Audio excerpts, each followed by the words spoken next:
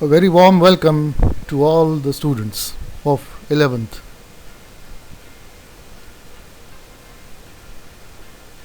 This is Gokhale Education's HL High School and Junior College, Ojhar township. विद्यार्थी मित्रांनो, आपलं खूप खूप स्वागत.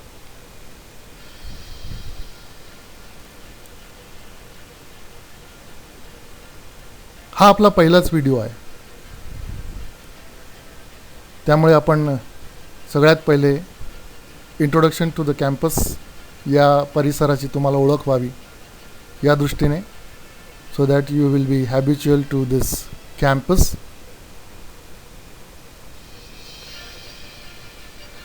And then after that we are going to have the introduction to our subject, that is English.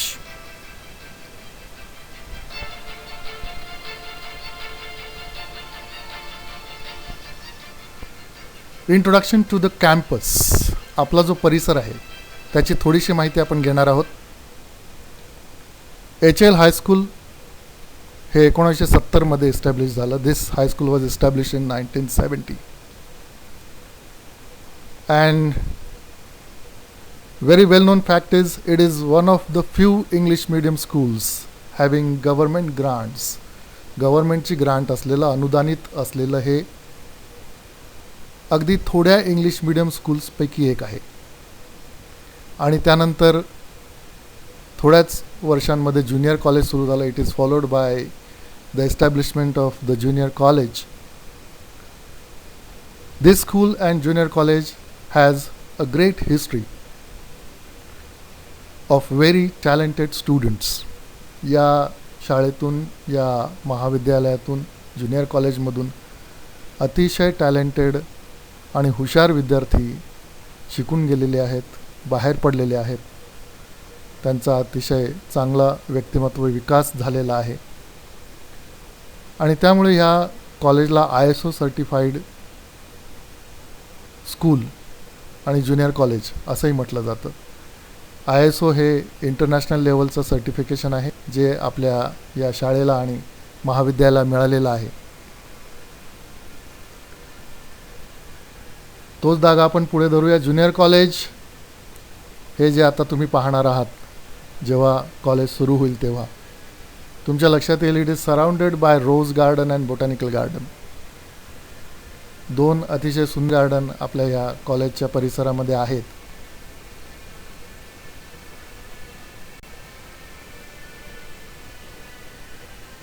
त्याचबरोबर आपल्याकडे अतिशय experience teachers आहेत. 10 ते 25 वर्षांपेक्षाही जास्त एक्सपिरियन्स असलेले टीचर्स तुम्हाला या ठिकाणी शिकवणार आहेत.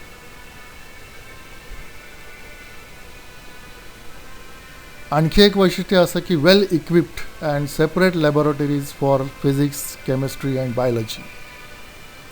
हे सांगण्याचं कारण असं की काही विद्यालयांमध्ये, काही महाविद्यालयांमध्ये या फॅसिलिटीज उपलब्ध नाहीत.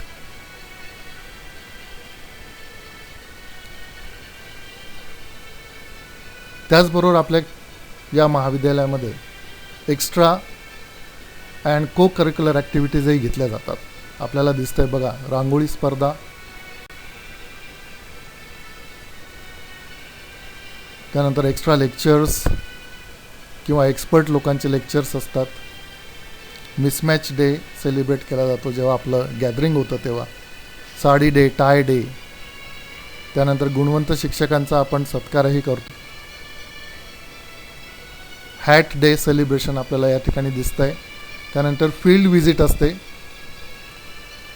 मागच्या वर्षी आपण सह्याद्री फार्म्सला व्हिजिट केली होती. स्पोर्ट्स ॲक्टिव्हिटीजही आपल्याकडे अतिशय उच्च स्तराच्या होतात. आपल्याकडून नॅशनल, इंटरनॅशनल लेवलपर्यंत खेळाडू पोहोचलेले आहेत.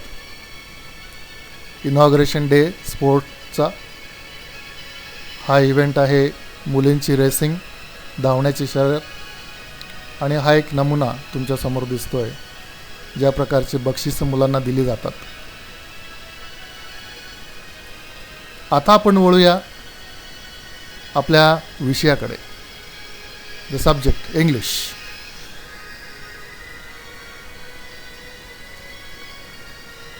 English is a compulsory subject. का इंग्लिश हा कंपल्सरी सब्जेक्ट आहे, त्यामुळे तुम्हाला तो टाळता येणार नाही. शिकावाच लागणार आहे, घ्यावाच लागणार आहे. आपल्याकडे 2 टीचर यासाठी आहेत. एक सर आहेत आणि एक मॅडम आहेत, माळवे सर आणि देसले मॅडम. तुमच्यासमोर आता हे दिसतं आहे ते आहे तुमचं टेक्स्टबुकचं कवर. साधारण 150-200 ग्रॅम वजन असणारं हे टेक्स्टबुक आहे. प्रत्येकाने टेक्स्टबुक खरेदी करायचं आहे. Every student should by the textbook. आपला इंग्लिशचा जो एक्झामिनेशन पॅटर्न असणार आहे, कदाचित तुम्ही या अगोदर एक व्हिडिओ पाहिला असेल, त्याच्यामध्ये तुम्हाला ही माहिती मिळालीच असेल. तर हा एक्झामिनेशन पॅटर्न आपण आता बघूया. सगळ्यात पहिले तुमची जी होईल युनिट टेस्ट, ती असेल 25 मार्काची.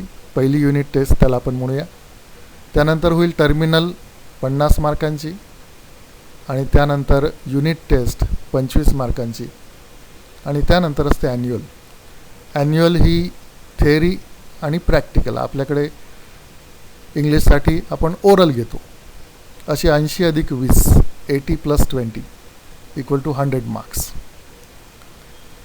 युनिट टेस्ट जी आहे ती साधारण सप्टेंबरमध्ये होत असते. टर्मिनल ही दिवाळीच्या अगोदर, बिफोर द दिवाळी वेकेशन्स.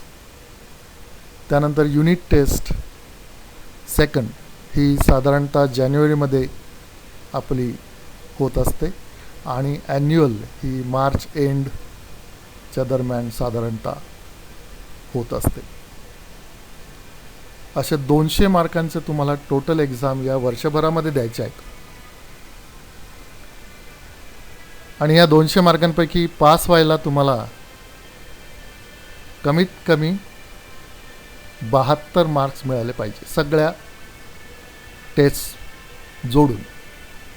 तसे तुम्ही हुशारच आहात, त्यामुळे तुम्ही 72 मार्कांच्या भरोशावर राहणार नाही.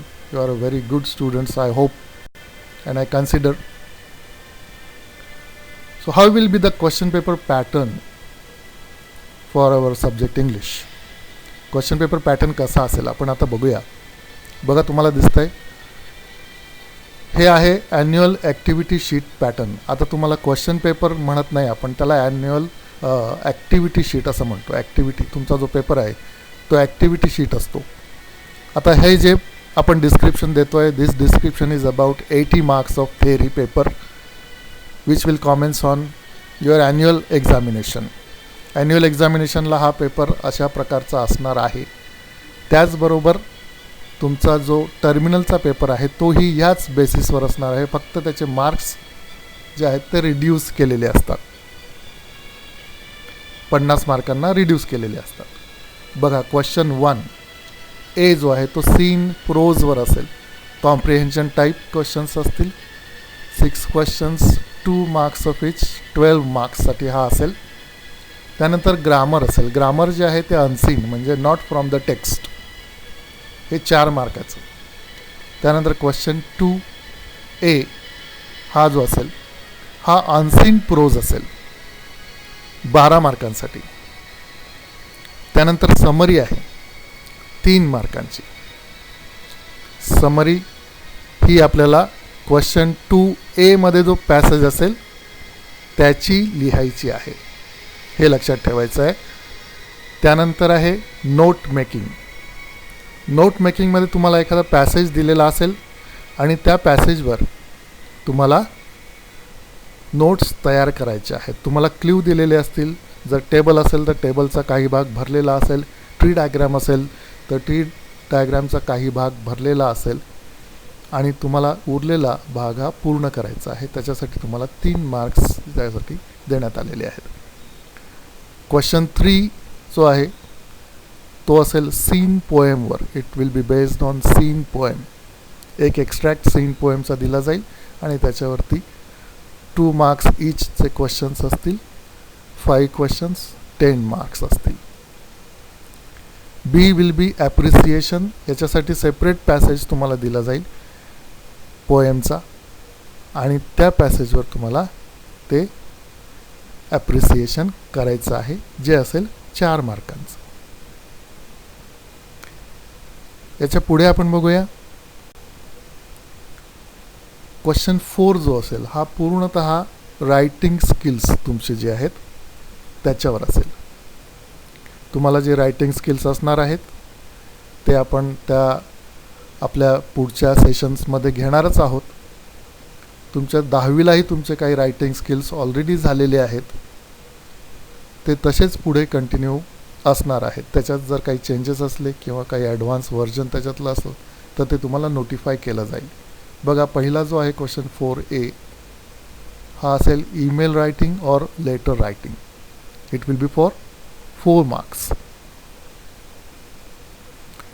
B, question 4B is expansion of idea किंवा त्याला आपण म्हणू ब्लॉग रायटिंग किंवा फिल्म रिव्ह्यू. याच्यापैकी 2 विचारले जातील, त्याला ऑर दिलेला असेल 4 मार्कांसाठी. किंवा पेपर सेटरला वाटलं एकच द्यावं तर तो एकही देऊ शकतो. त्यासाठी तुमची तयारी असणं गरजेचं आहे. You should prepare it very well. Question 4C is appeal और लिफलेट और report writing. Now all these are writing skills and your teacher will deal with it. तुमचे जे शिक्षक असतील ते अतिशय छान उत्तम रीतीने तुमच्याकडून ते करून घेणार आहेत. ते असेल 4 मार्कांसाठी. D, क्वेश्चन 4D हा जो आहे तो असेल speech writing, compering writing, dialogue writing किंवा इंटरव्ह्यू क्वेश्चन्स. इंटरव्ह्यू क्वेश्चन्स म्हणजे तुम्हाला एक सिच्युएशन दिली जाईल आणि त्याच्यावर तुम्हाला इंटरव्ह्यूचे क्वेश्चन्स फॉर्म करायचे आहेत. तो असेल 4 मार्कांसाठी. क्वेश्चन 5 हिस्ट्री ऑफ ड्रामा 4 मार्कांसाठी 2-2 मार्काचे क्वेश्चन्स विचारले जातील. त्यानंतर असेल 1 ॲक्ट प्ले, याच्यावरती 4 मार्काचे क्वेश्चन्स असतील. त्याच्यानंतर एक ड्रामा तुम्हाला शिकवायला असेल आणि त्या ड्रामावरचे क्वेश्चन्स असतील 4 मार्क्ससाठी. अजून एक ड्रामाचा असेल क्वेश्चन, तोही असेल 4 मार्क्ससाठी. तुमचे जे टीचर तुम्हाला शिकवणारे असतील ते तुम्हाला याविषयी माहिती देतीलच. Your teacher will provide you all the necessary information about this. आणि त्यानंतर हे झाले 80 मार्काचं हे डिस्ट्रीब्युशन होतं वरचं. टोटल 80 मार्काचा जो तुमचा पेपर आहे त्याचं हे डिस्ट्रीब्युशन. आणि त्यानंतर जे उरलेले 20 मार्क आहेत ते 20 मार्क ओरल एक्झामचे असतील. त्यामध्ये लिसनिंग स्किलसाठी तुम्हाला 10 मार्क्स मिळणार आहेत आणि स्पीकिंग स्किल्ससाठी 10 मार्क्स मिळणार आहेत. ही ओरल एक्झाम तुमची at the end of educational year ही होणार आहे. आता तुमचं जे टेक्स्टबुक आहे, तुम्ही मगाशी पाहिलं टेक्स्टबुकचं कवर पाहिलं, ते टेक्स्टबुकचे कंटेंट्स कसे आहेत हे आपण जरा बघूया.